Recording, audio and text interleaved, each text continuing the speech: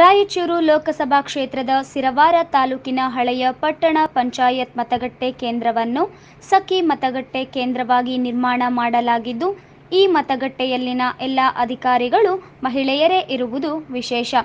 ಮತಗಟ್ಟೆ ಕೇಂದ್ರದಲ್ಲಿ ಮಹಿಳೆಯರು ತಮ್ಮ ಗುರುತಿನ ಚೀಟಿಯ ಕ್ರಮ ಸಂಖ್ಯೆ, ಹೆಸರು, ಭಾವಚಿತ್ರ ಮತ್ತು ವಿಳಾಸವನ್ನು ಪರಿಶೀಲಿಸುವ, ಎಡಗೈನ ತೋರು ಬೆರಳಿಗೆ ಸಹಿ ಹಚ್ಚುವ ಮತ್ತು ಮತದಾನದ ಇವಿಎಂ, ವಿವಿಪ್ಯಾಟ್ ನಿರ್ವಹಿಸುವ ಮತಗಟ್ಟೆಯ ಅಧಿಕಾರಿಗಳೆಲ್ಲರೂ ಮಹಿಳೆಯರೇ ಆಗಿರುವುದು ವಿಶೇಷ.